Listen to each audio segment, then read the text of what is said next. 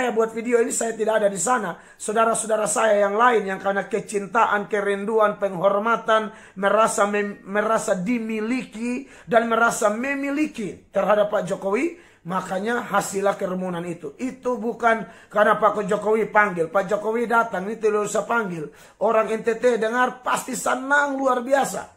Kalau kami tidak sempat hadir, kami berdoa. Kalau kami tidak sempat hadir, kami posting apa ya di Facebook atau apa yang bikin semangat, senang, sukacita. Karena bagi saya Pak Jokowi ini Tuhan pakai beliau.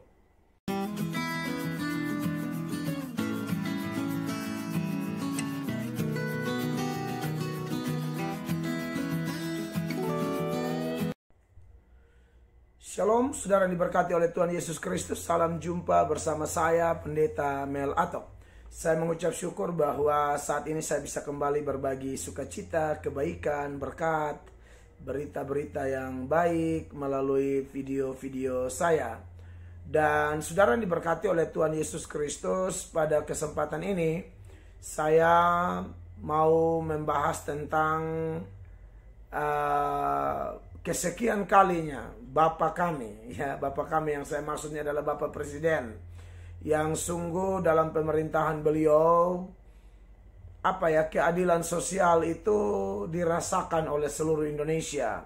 Apalagi kami di NTT yang jujur memang provinsi kami miskin, namun di pemerintahan Pak Jokowi ini kami merasa kami sangat diperhatikan, khususnya di Indonesia Timur, ya. Salah satunya adalah Nusa Tenggara Timur.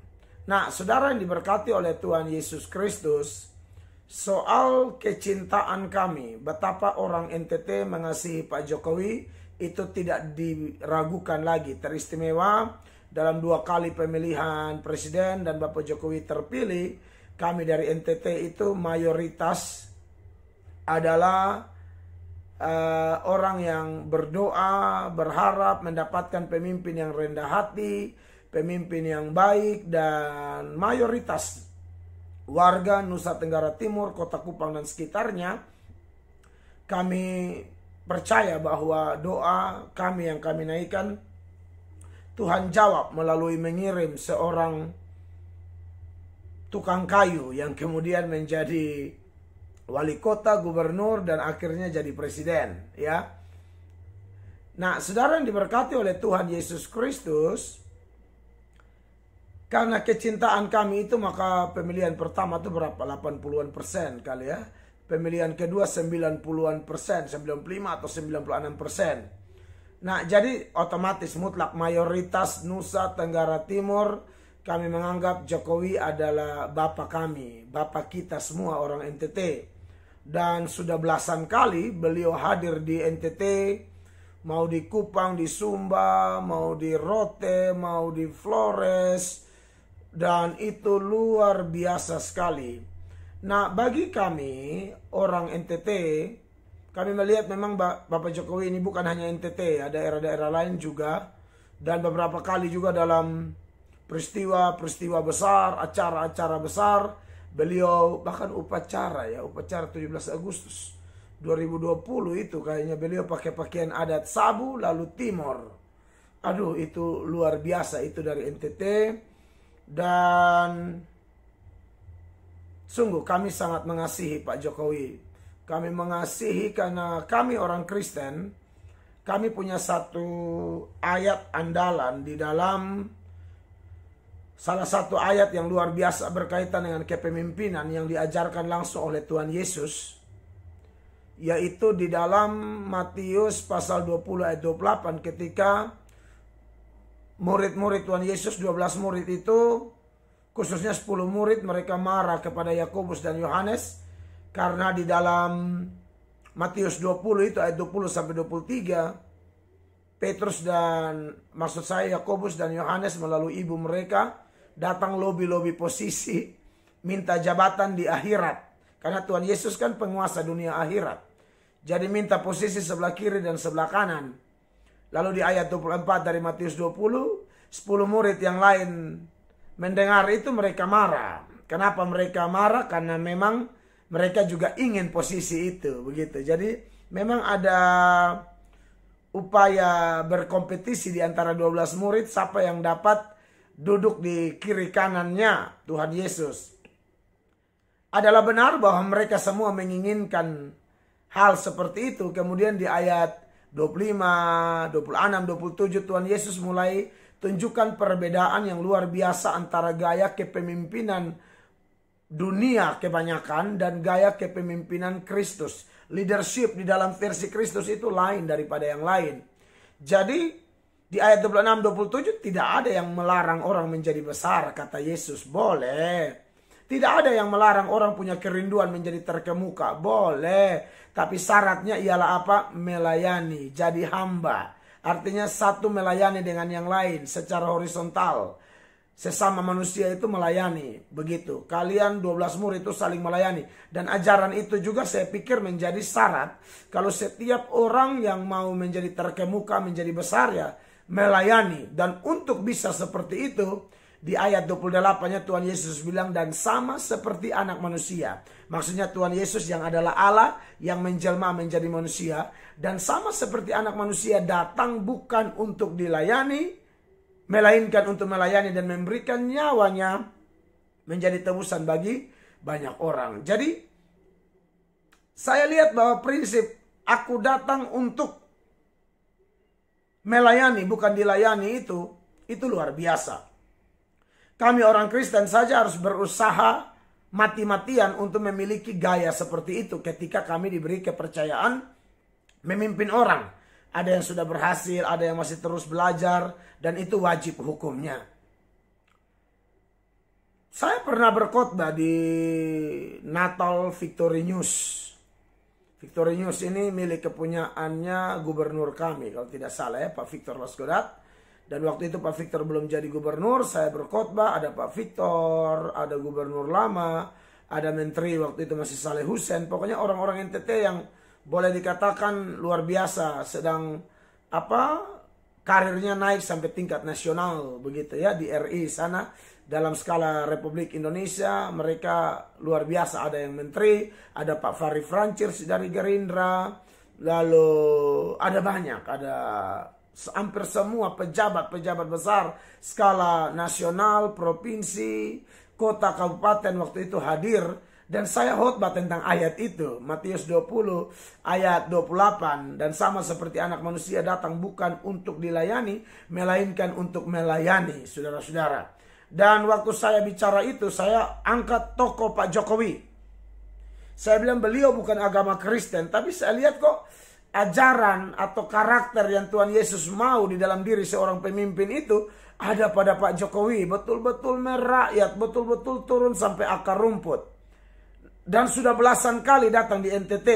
Jadi merupakan sesuatu yang sangat wajar dan tidak bisa dibendung berkaitan dengan kecintaan. Ya, mayoritas orang Nusa, saya bilang mayoritas kan saya tahu mungkin ada juga yang tidak simpati dengan Pak Jokowi karena beda pilihan politik, pandangan politik, kepentingan politik, dan lain sebagainya. Tetapi yang memilih Pak Jokowi dengan hati yang betul-betul, apalagi orang Kristen di NTT ya, Katolik, Protestan, Karismatik, Pentakosta, dan sinode lainnya, kami lihat, waduh, kalau bilang karakter kepemimpinan, aduh, luar biasa sekali. Yang Tuhan Yesus ajar itu, jujur, kadang-kadang kami tidak temui di dalam Kristen sendiri, tapi di dalam Pak Jokowi kok kami lihat gitu loh. Nah, kenapa saya mulai berkata panjang lebar seperti ini, Bapak Ibu terkasih, bahwa memang terakhir beliau datang kemarin kan kerumunan, ya toh, kerumunan, lalu kemudian saya lihat banyak yang sudah mulai berkoar-koar menuntut Pak Jokowi harus diproses hukum karena ciptakan kerumunan. Mungkin mereka bandingkan dengan Rizik Syihab yang kerumunan lalu kemudian diproses dengan alasan kerumunan itu di tengah-tengah pandemi ini. Namun tentu kan beda, saudara-saudara. Pak Jokowi tidak undang kami pun pasti kami datang, ya. Jadi Pak Jokowi datang itu tidak undang massa, beliau memang program kerja seorang pemimpin yang mau mewujud nyatakan mengejawantakan sila kelima dari Pancasila itu keadilan sosial bagi seluruh rakyat Indonesia. Dia sedang terus membuktikan itu di masa-masa jabatannya, dan prinsip beliau dari periode lalu sampai periode ini kerja itu betul, bukan hanya omong kosong atau omong doang. Bukan babi seksi banyak bicara sedikit aksi atau NATO no action talk only. Tapi benar-benar beliau tunjukkan. Nah, itu yang bikin kami tambah cinta. Itu yang bikin kami tambah mengasihi. Maka saya percaya sekali kalau ada viral video semua tidak ada masalah di sana. Betul, yang salah kami orang NTT. Walaupun saya buat video ini saya tidak ada di sana, saudara-saudara saya yang lain yang karena kecintaan, kerinduan, penghormatan, merasa dimiliki dan merasa memiliki terhadap Pak Jokowi, makanya hasilnya kerumunan itu. Itu bukan karena Pak Jokowi panggil, Pak Jokowi datang, ini tidak usah panggil. Orang NTT dengar pasti senang luar biasa. Kalau kami tidak sempat hadir, kami berdoa. Kalau kami tidak sempat hadir, kami posting apa ya di Facebook atau apa yang bikin semangat, senang, sukacita. Karena bagi saya Pak Jokowi ini Tuhan pakai beliau. Memang dia belum percaya Yesus. Soal orang bisa percaya Yesus atau tidak kan urusan Tuhan Yesus. Tapi ini luar biasa sekali ya. Jadi buat Anda yang koar-koar di sana bahwa Pak Jokowi harus diproses, ingat Bapak kami tidak salah, yang salah kami. Kami terlalu cinta sama dia, makanya bikin kerumunan. Dan itu juga mohon maaf ya. Walaupun saudara-saudara saya di daerah lain, di NTT, di Flores atau di Sumba misalnya, lalu terciptakan kerumunan, kami mohon maaf. Itu hanya karena ekspresi kecintaan, ekspresi penghargaan, senang sekali. Makanya kerumunan tersebut tak dapat dibendung. Dan juga polisi, tentara, keamanan sudah berusaha. Tapi apa dayalah cinta. Dan itu kami tidak bilang kami benar. Ya, warga kami, saya orang NTT asli dan atas nama saudara-saudara saya yang melakukan kerumunan, saya rasa ya yang salah kami karena terlalu cinta. Makanya seperti itu. Pak Jokowi tidak undang orang bilang, ayo Pak, atau ada pengumuman dari pemerintah setempat baik di Flores itu atau di Sumba bilang presiden akan lewat, ayo kumpul-kumpul, kan tidak ada. Jadi pemerintah di daerah juga tidak salah, hanya memang faktor cinta tadi. Jadi dari panjang lebar video saya ini beberapa belas menit ini, saya hanya mau kasih tahu kenapa kesalahan itu terjadi, karena cinta. Kadang-kadang kalau sudah cinta nih kan kita sudah lupa aturan. Nah, memang itu harus diperbaiki juga. Jadi pada prinsipnya tidak ada dasar apa-apa untuk Anda proses Pak Presiden. Berkoar-koar, kau koar sampai dunia kiamat, tidak bisa. Itu yang salah kami orang NTT yang terlalu cinta ini ya. Dan buat Bapak kami, Bapak Presiden, tetap sehat Pak. Pokoknya saya lihat-lihat ini jangan sampai semua yang ada unsur dengan presiden nanti seperti Pak Gibran ya. Gibran sudah jadi wali kota Solo dan dia kalau tunjukkan karakter mirip papanya dan suatu saat dia main presiden, NTT tidak lari lagi itu. Ya. Ya, itu sudah tidak mungkin lari lagi. Kalau ada tokoh yang rendah hati, kami butuh tokoh rendah hati bukan yang arogan, yang sok-sok hebat. Makan puji kami tidak mau. Kami lihat Pak Jokowi luar biasa. Dan kami berdoa biar Tuhan tolong presiden kami panjang umur dalam nama Yesus. Sehat, Tuhan tolong supaya muncul lagi orang-orang seperti Pak Jokowi yang akan memimpin Indonesia. Yang terus memberi dampak dan juga sekaligus membuat orang-orang Kristen yang tidak berkarakter Kristus malu. Bahwa kita nih yang harusnya memiliki karakter seperti Pak Jokowi.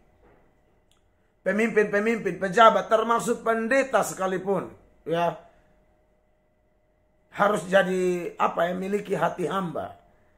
Jadi saya, Pendeta Mel Atok, melalui video ini juga mencurahkan isi hati saya sebagai warga Nusa Tenggara Timur. Saya bisa ikut merasakan apa yang dirasakan oleh saudara-saudara saya orang NTT yang sekalipun tidak diundang sudah ditahan oleh anggota polisi, tentara, tapi begitu antusias.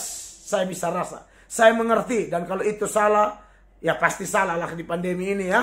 Kami mohon maaf, Bapak Jokowi tidak salah. Ingat, saya melakukan ini tidak ada kepentingan apa-apa. Ini apa ya, dari hati begitu. Ini dari hati.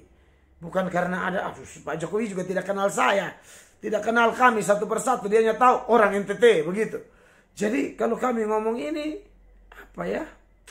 Tidak ada upaya apa-apa. Saya sudah omong ulang-ulang, saya kenal pejabat banyak di NTT sini, tapi kalau minta maaf untuk pergi duduk-duduk dengan mereka jarang sekali. Kecuali yang penting dan mereka juga mau ketemu, itu. Kalau kami yang pergi kayak apa, kami juga perasaan takutnya orang salah nilai, toh pikir pendeta nempel-nempel sama pejabat, nih ada apa lagi nih, udang di balik batu. Tapi kalau sifatnya minta bantuan, kalau memang porsi mereka, misalnya peletakan batu pertama gereja, ya buka acara, itu kami datang. Tapi kalau yang tidak ada hujan, tidak ada angin, pergi duduk kayak leher miring, mungkin leher miring di muka pejabat, kami tidak mau. Ya, padahal pejabat kami nih, pejabat di NTT Kota Kupang misalnya, itu saudara, kakak, kenalan baik, aduh semua. Tapi kami lebih memilih di rumah, doakan mereka. Kalau bikin postingan, dukung mereka dengan sejujur-jujurnya. Mereka bikin aneh-aneh, kami tegur dengan kasih, seturut firman Allah, seperti itu. Ya, dan Pak Jokowi pasti tidak sempurna, saya yakinin. Hanya kami belum lihat tidak sempurnanya di mana. Pasti tidak sempurna. Kami belum lihat. Orang NTT ini bukan karena sayang lalu sayang bodoh-bodoh, bukan. Kalau bilang Pak Jokowi tidak sempurna, pasti tidak sempurna. Tapi tidak sempurnanya di mana? Waduh, kami belum ketemu. Kami belum ketemu karena kami diajarkan itu seperti lebah, bukan lalat. Kalau lebah itu tempat sekotor apapun dia cari yang bersih. Yang bunga ada madu, itu lebah. Penciumannya, penglihatannya, itu dia cium yang wangi-wangi, madu-madu. Itu lebah. Kalau lalat kan, tempat mau bersih kayak apapun. Yang dia cium, yang dia lihat, yang dia cari, hanya bau busuk. Jadi saya pikir orang Kristen bukan kayak lalat, khususnya orang NTT. Kami bukan lalat. Kalau ada segelintir NTT yang begitu ya, kami tidak pusing. Lalat mau lawan lebah begini banyak. Jelas lalat akan nyonyor, ya kan? Di mana-mana kan kebaikan kalahkan kejahatan, kan begitu. Iya toh? Jadi lalat tidak bisa lawan lebah lah. Kami di NTT lebah lebih banyak. Aduh, ini saya omong sampai hack. Orang Kupang hack nih apa ya? Ini pokoknya hack lah, saya tidak tahu bahasa Indonesia apa. Hack, sudah hack lagi. Tapi ini hack sukacita. Oke. Kiranya video saya yang ini juga bisa memberkati Anda. Silakan share menjadi berkat bagi banyak orang. Saya Pendeta Melato pamit mundur. Sampai jumpa di video-video lain. Saya akan buat mungkin satu hari nih video Deddy Corbuzier nantang Yahya Waloni untuk duel MMA. Ini mualaf, versi mualaf nih. Ya, itu bukti bahwa ketidaksenangan Deddy Corbuzier terhadap pengujar-pengujar kebencian juga mungkin ya. Nah, ini hack tambah satu kali lagi. Baik, sebelum saya hack lebih parah lagi. Sampai jumpa di video yang lain. Tuhan Yesus memberkati. Shalom.